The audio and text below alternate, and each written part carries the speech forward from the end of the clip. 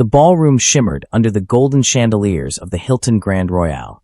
Tonight was the wedding of the year. At least, that's what society's elite believed. Landon Grayson, tech mogul turned billionaire, had always been the most eligible bachelor in New York. Until tonight. The bride, Talia Van Alden, was a vision of designer perfection, draped in a custom Dior gown with crystals glittering like fallen stars. But it wasn't the designer dress or the imported orchestra that stole the show. It was the arrival of someone unexpected. The grand double doors creaked open at the height of the evening, right before the toasts. Heads turned like dominoes falling in synchronized fascination. And there she was, Juliet Hale, his ex. Her black satin gown hugged her frame with elegance, her hair swept into a soft chignon, but it was the child beside her who caused the hush to ripple like wind through wheat. A little girl, perhaps 5 years old, curly chestnut hair, piercing green eyes that mirrored Landon so perfectly, it was like looking at a forgotten photo from his own childhood. Even the dimple on her left cheek flared when she smiled nervously under the heavy gazes. Landon froze. Juliet, once his college sweetheart, the woman he left behind when ambition seduced him more than love ever could, locked eyes with him across the ballroom. She didn't blink. She didn't flinch. Her chin was raised with quiet strength. Talia noticed the silence and turned. Her manicured fingers clenched around Landon's arm, her smile faltering slightly. "Who's that?" she asked, the corners of her lips tight with suspicion. Landon's throat went dry. He'd invited Juliet as a gesture of maturity, a full-circle moment, he'd told himself. He never expected her to show, let alone bring a child who looked just like him. The air in the ballroom turned viscous, as if even the music struggled to breathe. Conversations died, champagne flutes hung in midair. Landon walked toward them slowly, like he was approaching a ghost. "Juliet," he said, barely above a whisper. "Hello, Landon," she replied calmly. Her voice hadn't changed.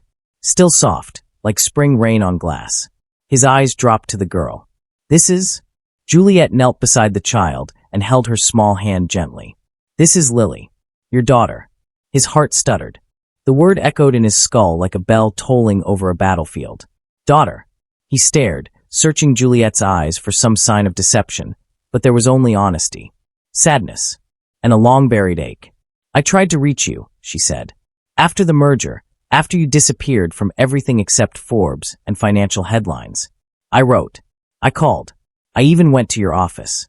But you were already gone. You had left me behind." Landon felt the oxygen leave the room. Around them, the crowd watched, unsure whether this was a scandal unfolding or the greatest drama they'd ever witnessed. Talia's voice cut through the moment. "Is this some kind of joke? Landon? Say something." But he couldn't, because every piece of logic, every carefully structured wall in his mind was collapsing like a house of cards. He crouched down, slowly, cautiously, to meet the eyes of the little girl. "Hi," he said softly. She smiled. "Hi." Her voice, it cracked something open in him. She had his voice. Lighter, innocent, but undeniably his. "I didn't know," he said to Juliet. "Why didn't you try again?" "I did, but you were untouchable, unreachable. And after a while, I stopped trying. I focused on Lily, on building a life for her, one without disappointment." His chest tightened. Was he the disappointment? Talia stormed away from the group, her white dress trailing like a plume of smoke, her friends whispering behind her. The wedding coordinator blinked twice, unsure whether to resume the event or call it off entirely. Juliet reached into her purse and pulled out a small envelope. She handed it to him. "I wasn't going to come tonight, but Lily saw your face on a magazine. She asked why she looked like the man on the cover. I owed her the truth, and I owed you the chance to know." Landon opened the envelope. Inside was a photo, a newborn, swaddled in a yellow blanket, tiny fingers curled into fists, her eyes half open. The timestamp on the back read, March 14th, 2020. "I should have been there," he whispered, voice cracking. "Yes," Juliet replied quietly. "But maybe you can be now." Lily wrapped her arms around his neck suddenly, without fear or hesitation. Her embrace was small but powerful. Landon held her like something sacred. And for the first time in years, the man who had built an empire realized just how poor he'd been. The crowd didn't matter anymore. The grandeur of the wedding, the prestige, the headlines, all of it blurred at the edges of this moment. Juliet's eyes glistened. Landon stood, Lily still in his arms, and turned toward the hall, toward the future. Suddenly unsure, impossibly complicated, yet filled with a kind of light he had forgotten existed. And behind them, the ballroom stood still, history watching as destiny unfolded in a most unexpected way. Talia's mother was the first to break the spell. She stepped forward, her pearls swinging against her collarbone as she hissed in a voice meant only for Talia's ears, but loud enough for half the guests to catch. "This is disgraceful. You will not stand here and let that woman humiliate you." Talia didn't answer. She stared at Landon as if she no longer recognized him.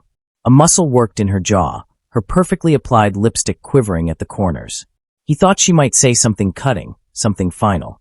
But instead, she simply turned, lifted her skirts and walked away, her bridesmaids trailing after her like startled birds. No one dared to follow. Landon could feel the curious, judgmental heat of every gaze. The reporters he'd allowed in for publicity were already snapping photos. He saw the glint of a camera lens over someone's shoulder and knew that tomorrow's headlines would be merciless. But none of it mattered. He adjusted Lily in his arms, feeling the small weight of her settle against his chest as if she'd always belonged there. Her little hand clutched at the lapel of his tuxedo, and he realized how quickly a man's priorities could be stripped bare. Juliet watched him carefully, her face composed but tired. So tired. He wondered how many nights she'd lain awake, worrying about rent, about school fees, about explaining to a child why her father was only a picture on a magazine cover. Would you come with me?" he asked hoarsely, gesturing toward one of the side corridors that led to the garden. She hesitated, then nodded. Yes. They slipped away together, the crowd parting like water around them. The hush followed them all the way to the French doors at the end of the hall. Beyond the glass, the garden was lit with strings of warm bulbs, the scent of night-blooming jasmine thick in the air. He set Lily down gently, and she immediately toddled to a low marble bench, where she began to study the intricate carvings as if nothing in the world could disturb her. Juliet folded her arms, though it did nothing to protect her from the vulnerability in her eyes. "Say what you have to say, Landon." He dragged a hand over his face. "I don't even know where to begin. You thought I'd moved on. That I'd vanished," she interrupted, her voice brittle. "You were the one who left. You were the one who decided success was more important than any of us." "I thought I was doing it for us," he said. The words sounded hollow. "When the funding came through, I had to take it. You know what it meant." "I did know." She took a step closer, her gaze fierce. "I believed in you. But you disappeared, Landon. No calls. No visits. Just lawyers and press releases. You built your empire, and you forgot who helped you lay the first brick." He remembered. God, how he remembered. The tiny studio apartment with the stained carpet. The cheap instant coffee. Juliet at the kitchen table with her laptop, working 2 jobs and still finding time to edit his pitch decks late into the night. Her voice softened, just a fraction. "When I found out I was pregnant, I thought you'd come back. That something would matter more than your ambition. But you were already living in a different world." A knot twisted in his chest, guilt wrapping around his ribs like a vice. He tried to imagine what she must have felt when his assistant turned her away at the lobby, how she must have swallowed her pride and gone home to prepare for a life she'd never planned on doing alone. "I failed you," he whispered. Juliet's eyes closed. She didn't contradict him. "I don't expect you to forgive me," he went on. "But I'm here now. And if you'll let me, I want to be part of her life." Juliet looked over at Lily, who was humming softly to herself. For a long time, she said nothing. The garden lights caught on the tears clinging to her lashes, and he saw her shoulders rise and fall in a single shuddering breath. "Lily deserves to know her father," she said finally. "She deserves everything I couldn't give her alone. But this isn't about you making amends for your guilt. It's about her." He nodded, swallowing the lump in his throat. "I understand. And if you mean to be in her life," she continued, voice steadying, "you need to prove it. Not just with money. With time. With love. Whatever it takes," he said. "I swear." Lily's eyes drifted up from the carvings, and she caught them both watching her. She smiled, wide and guileless, and Landon felt something expand in his chest, a warmth he hadn't known he was capable of feeling anymore. "Does she know?" he asked quietly. Juliet shook her head. "Only that you're someone special. Someone she wanted to meet." He crouched down again, opening his arms. "Lily, would you like to take a walk with me?" She looked at her mother, who nodded encouragement, and then she scrambled down and threw her little arms around his neck. He lifted her carefully, feeling her tiny heartbeat flutter against his. Juliet watched them with an expression he couldn't name, something between sorrow and hope. "Thank you," he murmured to her. "For what?" "For not giving up on me. Even when I gave up on everything that mattered." Her gaze flickered away, and she brushed at her cheek with the back of her hand. "Don't thank me yet." The sounds of the wedding behind them were muffled now. Distant applause, the staccato pop of champagne corks, a string quartet playing a waltz that felt utterly disconnected from reality. Landon started down the gravel path, Lily resting her head on his shoulder, her breath warm against his neck. For a moment, he let himself imagine a different life. One where he had stayed. Where he'd come home to Juliet and their daughter instead of to empty penthouses and endless meetings. Maybe it wasn't too late. He stopped beside a rosebush in full bloom. Lily reached out to touch a petal, her fingers tentative. He watched her, feeling his heart break and mend all at once. "Landon." Juliet's voice drifted to him, soft in the hush. He looked back at her. She seemed so small in the lamplight, and he realized she'd been carrying the weight of both of them all these years. "We'll have to talk about everything," she said. "About custody. About how to explain this to her. About us." He nodded. "I know." Her eyes lifted to his, and for the first time, he saw something he hadn't dared to hope for, a fragile, flickering willingness to try. And in that moment, with his daughter in his arms and Juliet watching from a few steps away, Landon Grayson understood that this was what real wealth looked like. It wasn't the empire he'd built or the fortune he'd amassed. It was this, a chance to be better, to be present, to be forgiven. A week passed, then another. The story of the billionaire's wedding that didn't happen went viral across social media and headlines alike. Everyone speculated, tabloids screamed betrayal, elegance turned chaos, former lovers crashing nuptials. But Landon Grayson wasn't concerned with any of it. He had stepped away from the noise, the press, the glare of his own fame. His world, once defined by stock prices and strategic deals, had shifted entirely. Now it revolved around a soft giggle in the morning, crayon drawings on his kitchen counter, and the quiet, tender looks exchanged with the woman he never truly stopped loving. Lily had filled the mansion with life in ways he never imagined. Her laughter bounced off the marble walls that had once echoed hollow. Her tiny shoes, once foreign in his carefully curated environment, now rested beside his polished Italian loafers. Every evening became a ritual. Dinners where she asked innocent questions that made him smile wider than any boardroom victory ever had. Bedtime stories, tickle fights, lullabies sung with a voice he didn't even know he had. And Juliet she watched. Cautiously at first, unsure if this new Landon was a phase or a transformation. But slowly, she began to trust the man he was becoming. Not the CEO, not the mogul, but the father. The partner. The man who now showed up to parent-teacher meetings, who sat cross-legged at playtime tea parties, who learned how to braid his daughter's hair by watching tutorials at night when the world was asleep. One Saturday morning, as golden sunlight filtered through the kitchen windows, Lily was finger-painting at the breakfast table. Her hands were smeared with color, her nose dotted with a streak of blue. Juliet stood at the sink, her back to them, when she heard it, Landon's voice, quiet but sincere. "I've been thinking," he said, holding Lily's tiny paint-stained hand in his. "About everything. About what I missed, and what I don't want to miss anymore." Juliet turned. He looked different now, more human, less sculpted by media perfection.